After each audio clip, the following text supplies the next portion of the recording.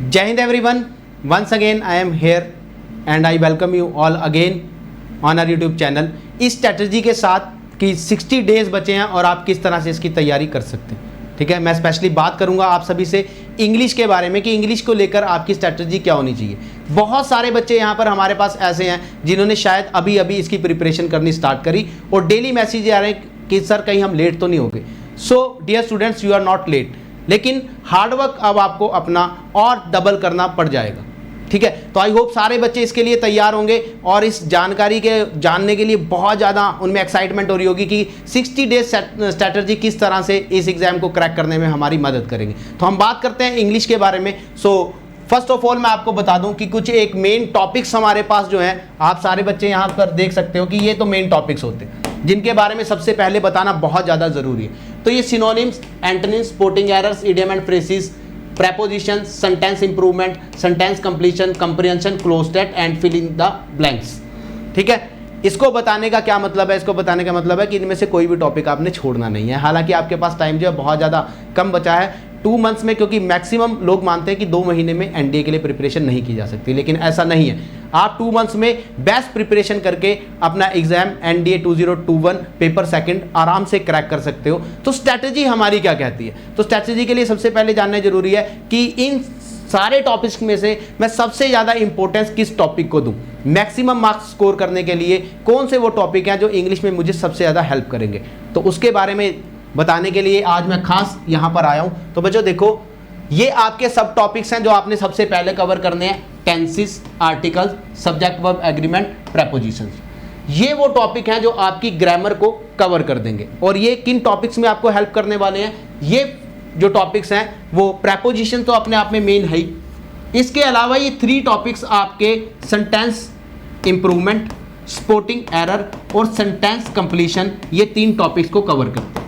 ये जो आपके मैंने यहाँ पर 3 ग्रामर टॉपिक्स रखे हैं और इसके बारे में हमने बहुत बार डिस्कस भी किए।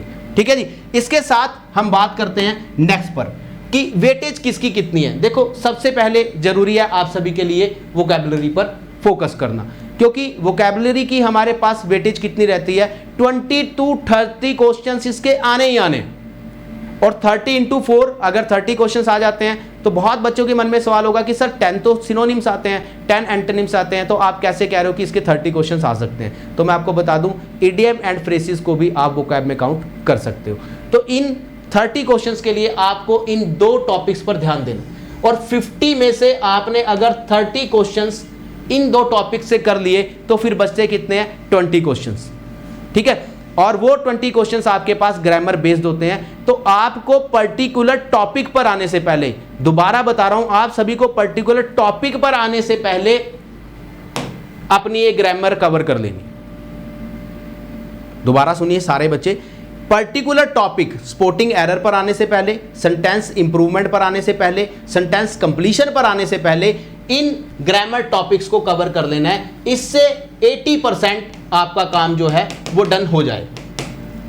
इस 80% काम को डन करने के बाद आपने फिर इनको फॉलो करना है टॉपिक वाइज। ठीक है, स्पोर्टिंग एरर, ठीक है, cover sentence improvement and sentence completion, इसको स्पोर्टिंग एरर ही कवर कर देगी, लेकिन शर्त क्या है? सबसे पहले आपने अपने ग्रामेटिकल टॉपिक्स को कवर करना है। इसके साथ जो बेस्ट स्ट्रैटेजी और जो गलती बच्चा आज के टाइम में करता है, ठीक है, आपको पता है कि डिफरेंट चैनल्स हैं, डिफरेंट चैनल्स पर डिफरेंट टीचर्स जो हैं वो पढ़ा रहे हैं, और वो बच्चा जो हर टाइम लाइव होने की कोशिश में रहता है। ठीक है, धीरज सर लाइव है, मैं वहां चला जाऊं, कोई और चैनल लाइव है, मैं वहां चला जाऊं, मैं इधर से भी पढ़ लूं, मैं उधर से ही पढ़ लूं। ये जो आपकी स्ट्रैटेजी है ये बिल्कुल भी ठीक नहीं है। आप किसी एक को फॉलो करो, मैं ये नहीं कह रहा आप मुझे फॉलो करो, लेकिन आप किसी एक पर्सन को फॉलो करके चलो, किसी एक पर विश्वास करके चलो। उससे क्या होगा? उससे आपका आर फॉर्मूला वर्क करेगा। एज एग्जाम्पल, अगर आप इंग्लिश की 3 क्लासेस फॉलो करते हैं, ठीक है, तो इट्स नॉट पॉसिबल कि आप 3 के 3 का कंटेंट जो है वो रिवाइज कर लें। फिर आपकी आदत क्या बन जाएगी? लाइव जाना है, लाइव जाना है, लाइव जाना है। उससे क्या होगा? आर फॉर्मूला वर्क नहीं करेगा, यानी कि हमारी जो रिवीजन थी वो रहेगी, और जिस बच्चे की रिवीजन रहेगी उसके 50% चांस तो वहीं कम हो गए, क्योंकि दिमाग पर डिपेंड करता है बच्चे। जिस चीज़ को हम रिवाइज ही नहीं कर रहे, हम कैसे मान लें कि वो चीज़ हमें लर्न होगी? तो ज़्यादा लाइव के चक्कर में पढ़ने से बढ़िया किसी एक को फॉलो करो और अपनी आर स्ट्रेटजी 100% सक्सेस आपको इस स्ट्रेटजी से मिलेगी अगर आप हमारा आर रूल फॉलो करते हैं, यानी कि आप पढ़ाई के साथ साथ लाइव जाने के साथ साथ उस पर्टिकुलर टॉपिक को रिवाइज भी कर रहे हैं। तो our strategy is must for दो स्टूडेंट्स जो अभी तैयारी में है कि हम 60 डेज में किस तरह से करें। तो मेन टॉपिक क्या क्या बनते थे मैंने आपको बता दिया। वंस अगेन मैं थोड़ा सा आपको बता देता हूं कि बच्चे सबसे पहले आपकी वोकैब है, और वोकैब में डेली यहां पर लाइव क्लासेस लग रही है हमारे यूट्यूब चैनल अर्पित चौधरी पर। तो सारे के सारे बच्चे यहां पर ज्वाइन हो सकते हैं। क्लास टाइमिंग उनको पता लग जाएगी जैसे ही वो चैनल को सब्सक्राइब करेंगे। तो बच्चों, मोटिवेशन किसी बच्चे ने अपनी लूज नहीं करनी, हमेशा मोटिवेटेड रहना है और इस स्ट्रेटजी के साथ आपने चलना है कि yes I can do it, हाँ मैं इसको कर सकता हूं। तो मिलेंगे अपनी कल की क्लास में हम लोग बहुत जल्दी। तब तक के लिए सारे बच्चों को जय हिंद।